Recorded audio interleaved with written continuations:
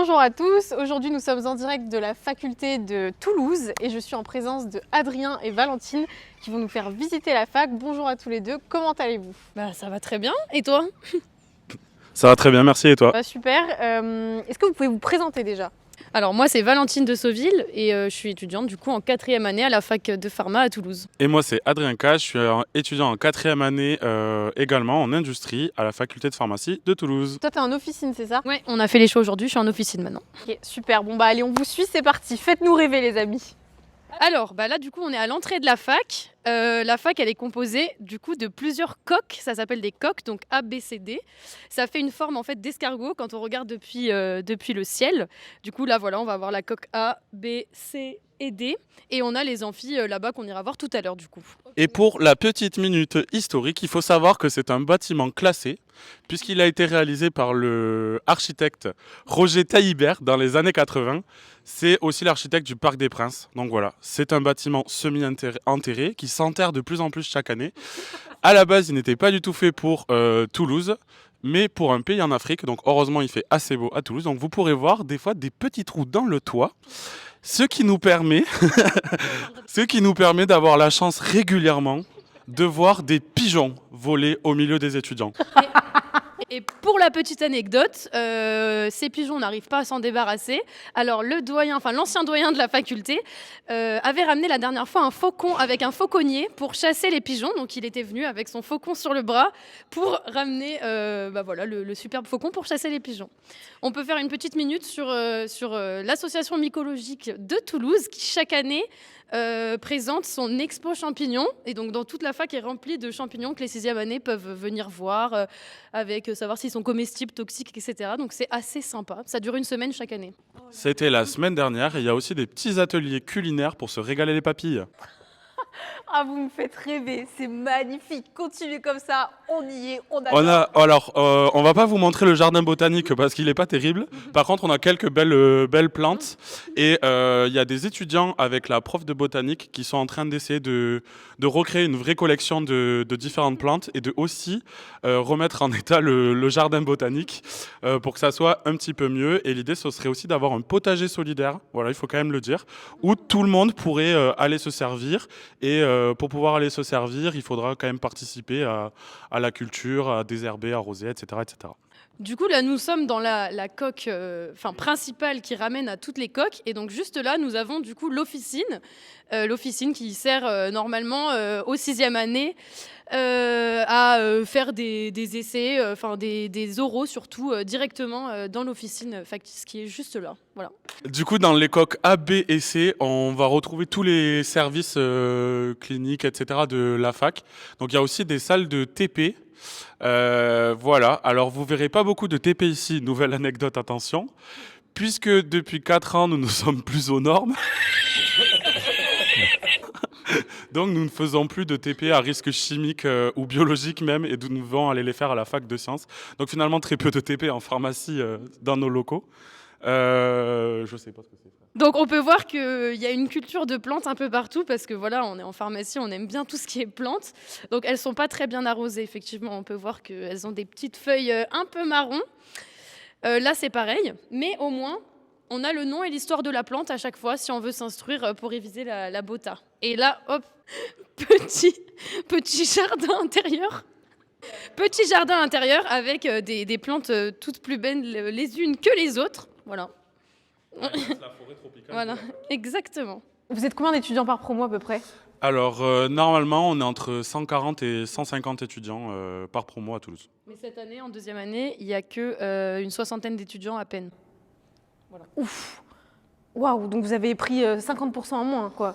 Oui. Punaise. Et c'est quoi la répartition par filière à peu près? Alors, chez nous, c'est assez homogène, un tiers, un tiers, un tiers, avec une petite majorité pour officine en général, sans compter leur orientation des internats qui vont aller soit en indus, soit en officine s'ils n'ont pas le concours après. Ok, bon bah allez, on vous suit pour la suite de la visite. Alors, comme on est dans une ville du Sud, il fait beau. Mais s'il avait plu, parce qu'il pleut quand même quelques jours dans l'année à Toulouse, on aurait pu vous montrer que les toits aussi ne sont pas du tout étanches et qu'il pleut à travers la fac. Ce qui fait que régulièrement le matin, soit on glisse sur le sol si la femme de ménage n'a pas eu le temps de mettre des seaux pour récupérer l'eau. Mais là il fait beau donc on ne les verra pas. Et petite anecdote. Ah oui voilà, par exemple gros plan sur le plafond qui ne va pas jusqu'au bout. Et on voit les filets pour éviter les pigeons sauf qu'ils font des trous dedans. Voilà. Et pour continuer sur notre merveilleux plafond, petite anecdote. En 2018, lors du Forum des métiers organisé par la Corpo, il a neigé. Et oui, il neige une fois tous les 10 ans. Il a neigé ce jour-là sur l'ensemble des partenaires de l'AEPT. Ils étaient ravis. Oh punaise. Mais comment peut y avoir de la neige qui passe là? Je comprends pas. Ah non, mais... Grâce aux trous de partout. Et Il paraît qu'à l'AG, vous leur avez donné des plaides. Oui. Ils m'ont dit qu'ils ont pas compris pourquoi jusqu'au lendemain. Bon, du coup, c'est un peu des blagues qu'on fait entre nous, que ce soit étudiants ici à la faculté ou même avec le personnel et les enseignants, et puis avec les autres facs de France, que notre fac est, oui, ancienne, et comme c'est un bâtiment classé, il ne peut pas y avoir de gros travaux de rénovation. Mais là, récemment, donc depuis septembre, depuis cette année, le département, enfin l'UFR de pharmacie a fusionné avec l'UFR de médecine et de tous les paramédicaux, les sages-femmes, les kinés, les dentistes, afin de créer un véritable UFR santé, donc qui est le plus gros UFR santé de France. Et le projet, c'est qu'on déménage tous, les pharma et les dentaires en premier, parce qu'ils n'ont pas assez de place en dentaire, et qu'on se retrouve sur un nouveau site qui sera tout neuf, dont les travaux débuteront dans quelques années, si tout va bien. Et ça devrait être sûrement proche de l'Oncopole. Et c'est aussi pour ça qu'il a été construit à Toulouse, le fameux téléphérique. C'est pour pouvoir nous amener du métro jusqu'à l'Oncopole. Oui, voilà. Voilà. C'est un peu comme à Grenoble, mais un peu moins stylé. Voilà. Donc ce sera le plus gros UFR santé. Là, on est déjà le plus gros UFR santé en termes de représentation du nombre d'étudiants et surtout de filières, puisqu'on a toutes les filières paramédicales quasiment qui sont dans l'UFR santé. Okay. Voilà. Et l'objectif est de construire un gros pôle de recherche et d'interprofessionnalité.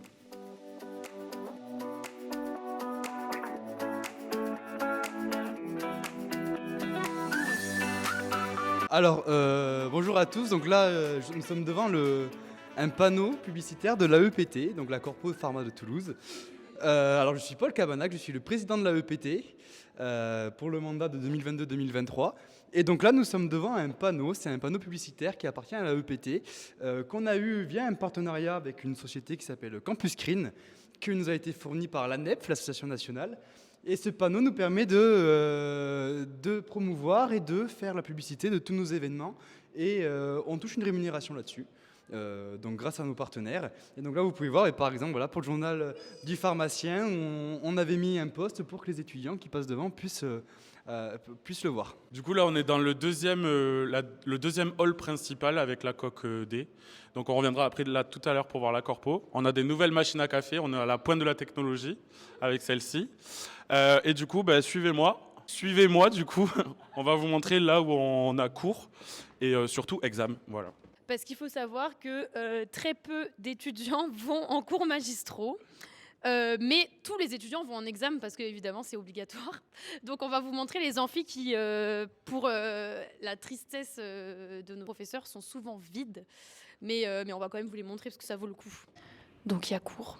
Mais voici l'amphi 1. C'est le plus grand amphi que nous avons à la fac. Okay. Qui fait 550 places. Oui. Mais qui est très peu rempli, je le répète.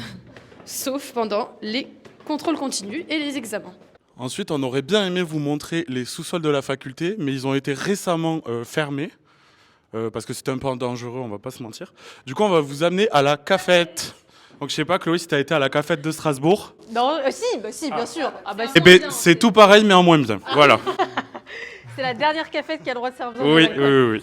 Putain, c'est marrant parce que mon Paul, il croyait être les seuls à avoir une cafette, mais pas du tout. Non. Alors nous, c'est une toute petite cafette. Et du coup, elle a été rénovée là il y a pas longtemps parce que ça a repris après le Covid. Pendant le Covid, on n'avait pas le droit, etc. Donc là, ça a été rouvert cette année. Donc il y a eu une petite rénovation. Et en fait, c'est géré par des étudiants. Donc l'asso cafette directement. Et ils sont là. On va les rejoindre de suite. Je vous préviens, vous êtes filmés. Est-ce que vous voulez présenter votre cafette pour le journal du pharmacien ? Faites-nous rêver. Ok, ça marche. Du coup, moi, c'est Anthony Foch, je suis en quatrième année de pharmacie. Et là, je suis avec Pierre Campan et Elias, qui sont donc en quatrième année respectivement et troisième année. Donc, on fait partie du bureau de la cafette. Moi, je suis secrétaire, respo stock et respo pot de thèse. Et donc, on a réouvert la cafette cette année. Donc, on a tout remis à neuf, on a refait un petit peu vite fait la déco, la peinture et autres. Et donc là, on est en train de reprendre une bonne activité de la cafette en proposant aux étudiants, en fait, déjà de quoi manger le midi pour ceux qui ont cours vite l'après-midi, etc. À des prix évidemment étudiants. Et aussi, on voulait créer à nouveau un espace de convivialité pour les étudiants qui se retrouvent ici, que certains puissent bosser, que d'autres juste puissent passer un bon moment pour couper des cours, etc. Et voilà, amener un peu de bonne humeur, un peu de musique, de quoi bien manger, le petit café, pour les étudiants comme pour les profs, ou même pour le personnel de la fac d'ailleurs, et qui viennent nous chercher des trucs aussi. Et donc voilà, ça permet de la communication entre les étudiants profs parfois, et puis voilà quoi, c'est un beau espace de convivialité. On espère que le service plaît à tout le monde, et puis voilà quoi. Nous en tout cas, on s'éclate bien à avoir repris ça, donc voilà. Merci, génial. Ce talent des étudiants de Toulouse, moi j'aimerais le noter quand même. On est sur la meilleure visite.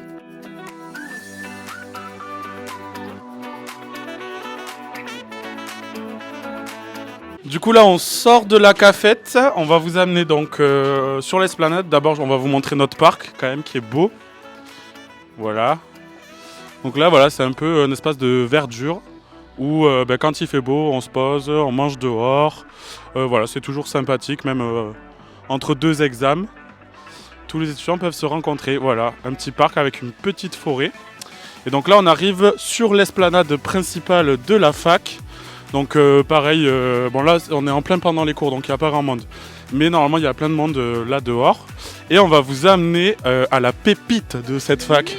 Le must, la corpo.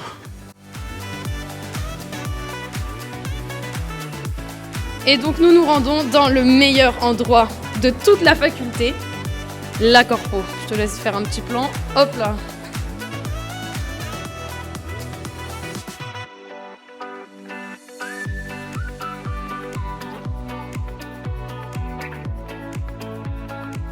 Alors voilà la corpo. Donc ici, nous avons 2 membres du bureau de la corpo. Habituellement, il y a beaucoup de personnes qui viennent, que ce soit des corporatistes actuels, des anciens corporatistes ou même des étudiants, parce que n'importe quel étudiant a le droit de venir dans la corpo et de profiter sur ces superbes canapés. Donc on dit corpo, mais corpo, ça veut dire AEPT, et AEPT qui est l'association des étudiants en pharmacie de Toulouse, qui a été créée du coup en 1956. Donc ça commence à remonter un petit peu. Hop, voilà, 60e anniversaire, on a beaucoup d'objets dans cette corpo, mais on s'y sent bien. Nous, on est là à peu près tous les jours de l'année, voilà. Si tu veux dire un petit mot. Une petite anecdote. Une petite anecdote sur la corpo. Alors je vais essayer de vous trouver la meilleure. Je réfléchis. On peut vous en faire plusieurs parce que de toute façon, on en a plein. Petite anecdote, c'est que dans la corpo, il y a plein de reliques, de choses qui étaient là il y a très longtemps, comme elle a été créée il y a longtemps. Et il y a notamment des albums photos qui datent des années 1970, etc. Et c'était assez drôle parce qu'on avait retrouvé une photo de notre doyen quand il était jeune. Et même régulièrement, on retrouve des profs quand ils étaient plus jeunes ou des photos de parents d'étudiants actuels à la corpo. Et ça nous fait bien rire de retomber sur ces petits albums photos à l'époque où on imprimait toutes les photos et on n'avait pas tout sur les téléphones. Donc voilà, c'est assez rigolo. Non, peut-être que Chloé, tu as des questions sur des objets dans la corpo. Ça peut être pas mal ça. Ah oui, tiens, ça c'est une très bonne idée. Ah bah c'est ça. Alors, du coup, ça, Chloé, en fait, c'était en 2019. C'était le décor de la scène des RPH qui ont été organisés par, entre autres, Toulouse. Et du coup, on a ramené un bout du Drakkar. Voilà, les RPH du Ragnarok. Et on peut voir sur le mur énormément d'affiches, dont certaines sont très très vieilles. Il y en a certaines où les prix étaient encore en francs. Donc ça commence à remonter à un petit moment. Et c'est assez drôle de voir du coup les affiches que les autres bureaux avaient fait il y a longtemps. Mais c'était quand même globalement les mêmes soirées. On garde par exemple la semaine de ski, l'interpromo, etc. C'est des soirées un peu emblématiques. Et ça, du coup, la Tour Eiffel. Alors, la plus belle de toutes. En fait, c'est le cadeau de ville du congrès présidentiel, meilleur congrès de la nef de tous les temps, évidemment, qui a eu lieu l'été dernier à Paris. Voilà. Et là, tout ça, c'est que des cadeaux qu'on a reçus en assemblée générale. Ok, alors attends, Différentes je vais trouver un autre objet, j'adore. J'adore. Bon, ça alors? Du coup, ça c'est quelque chose de... Attendez, mais ça c'est une relique ça. Ah oui, on peut en parler après si tu veux. Oh, ok. Alors, du coup, ça, en fait, c'est juste les RPH 2014, où en fait, on était alliés à Bordeaux. Et pour la petite histoire, et oui, Bordeaux, Toulouse. Et pour la petite histoire, ça a donné, il y avait avant une alliance Bordeaux-Toulouse, et il y a même une association entre les pharmas de Bordeaux et Toulouse pour organiser le week-end garonnais. Voilà, qu'on aimerait bien réorganiser, mais c'est un petit peu compliqué. On risque de paraître pour une grosse inculte et une bonne grosse parisienne. Pourquoi Pourquoi la croix Croix-Occitane? Oh, ouais. C'est la Croix-Occitane, Ah, c'est le ok. symbole de Toulouse. Voilà, bon. Et du coup, c'est le logo de l'assaut. Ok. Et ça, du coup, punaise, c'est une relique ça. C'est quoi cette photo? Alors du coup, ça c'est le Dopamine, c'est notre journal étudiant et qui a été remis en place il y a 2 ans. Ouais. Voilà, donc on essaye de sortir, enfin ils essayent parce que c'est plus notre guerre, ils essayent de sortir 2 exemplaires par an.